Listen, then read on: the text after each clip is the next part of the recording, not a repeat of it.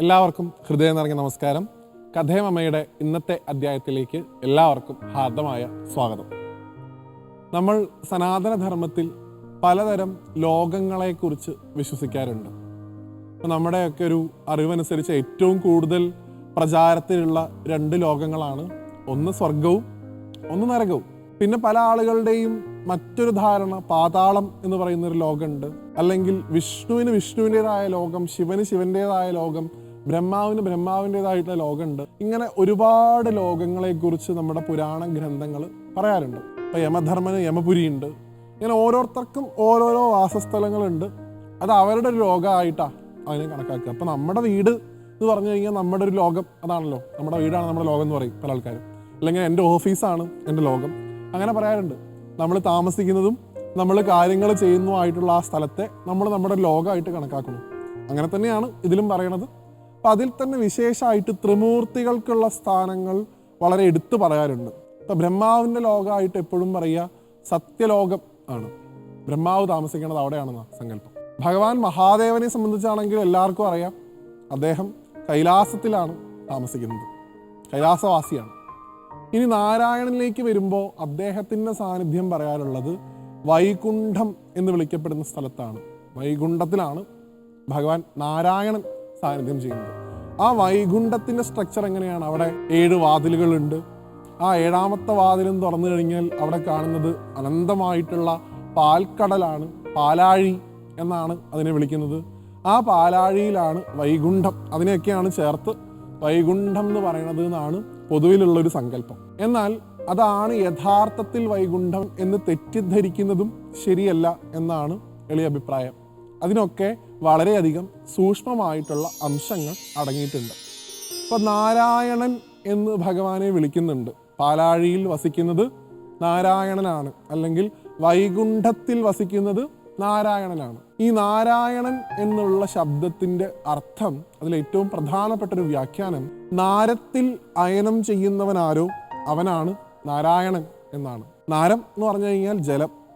ആ ജലത്തിൽ ശയിക്കുന്നവൻ അവനാണ് നാരായണൻ. അത് നമ്മൾ കാണുന്നത് പോലെ അതൊരു പാൽക്കടലല്ല. ഈ പാൽക്കടൽ എന്നുള്ളത് കൊണ്ട് ഉദ്ദേശിച്ചത് യഥാർത്ഥത്തിൽ കാരണജലത്തെയാണ്.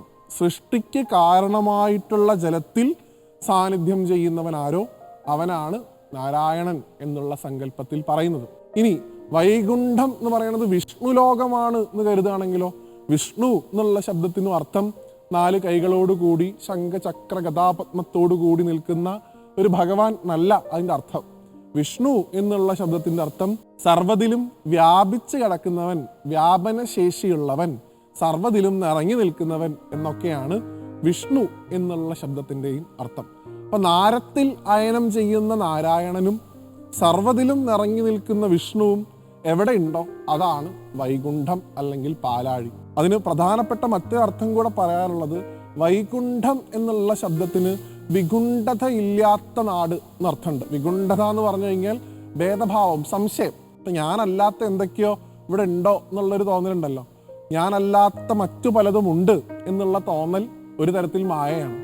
ആ തോന്നലില്ലാത്ത സ്ഥലം ഏതോ അതാണ് വൈകുണ്ഠം എന്നാണ്. നമുക്കൊക്കെ ഈ ഞാൻ എന്നുള്ള തോന്നൽ എപ്പോൾ ഇല്ലാണ്ടാവുന്നോ അപ്പം നമ്മളിരിക്കുന്ന സ്ഥലം വൈകുണ്ഠം തന്നെയാണ്. കാരണം ഞാൻ എന്നുള്ള ഭാവം ഇല്ലാണ്ടാവുമ്പോൾ നമ്മൾ കാണുന്നതൊക്കെ നാരായണനാണ്. ഏറ്റവും ആദരണീയനായിട്ടുള്ള എഴുത്തച്ഛൻ അദ്ദേഹത്തിൻ്റെ ഹരിനാമ കീർത്തനം എന്ന് വിളിക്കപ്പെടുന്ന ഗ്രന്ഥത്തിൽ എഴുതിയതുപോലെ, യാതൊന്നു കാൺമതത് നാരായണ പ്രതിമ എന്നുള്ള ഭാവം നമുക്ക് എവിടെ ഉണ്ടാക്കിയെടുക്കാൻ സാധിക്കുന്നുവോ അതാണ് യഥാർത്ഥത്തിൽ വൈകുണ്ഠം. കാരണം ഇപ്പോൾ ഭഗവാന്റെ ലോകത്തിൽ പോലും, ഇപ്പോൾ വൈകുണ്ഠം എന്ന് വിളിക്കപ്പെടുന്ന യഥാർത്ഥത്തിലുള്ള ആ സ്ഥലത്ത് പോലും എല്ലാവരും ഭഗവാനെ പോലെ തന്നെയാണ് അത്ര കാണാനിരിക്കുക. സാരൂപ്യം ഉണ്ടാവുന്നതാണ്.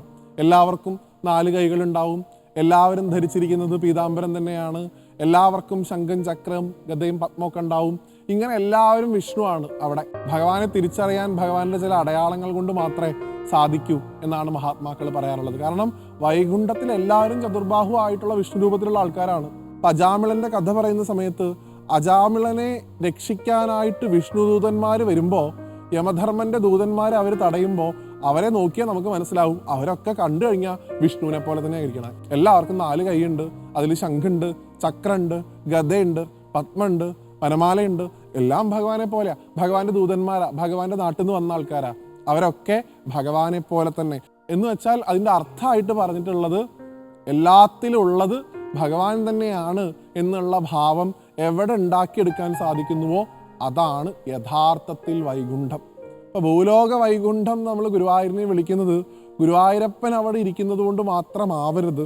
സർവ്വതിലുള്ളത് ഭഗവാനാണ് എന്നുള്ള ഭാവം ഉണ്ടാക്കിയെടുക്കാൻ നമുക്ക് എവിടെ സാധിക്കുന്നുവോ അതാണ് യഥാർത്ഥത്തിൽ വൈകുണ്ഠം എന്ന് മനസ്സിലാക്കുക.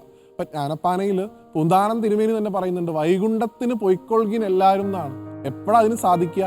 എല്ലാത്തിലുമുള്ളത് ഒരേ ഈശ്വരൻ തന്നെയാണ് എന്നുള്ള ഭാവം ഉണ്ടാക്കിയെടുക്കുമ്പോൾ, ഭേദഭാവം ഇല്ലാതിരിക്കുമ്പോഴാണ് യഥാർത്ഥത്തിൽ നമുക്കൊക്കെ വൈകുണ്ഠപ്രാപ്തി ഉണ്ടാവുന്നത് എന്ന് മനസ്സിലാക്കി ആ വൈകുണ്ഠനാഥനായിട്ടുള്ള നാരായണനെ സാഷ്ടാംഗം നമസ്കരിച്ചുകൊണ്ട് മറ്റൊരു കഥയുമായിട്ട് വീണ്ടും കാണുന്നതുവരെ എല്ലാവർക്കും നന്ദി, നമസ്തേ.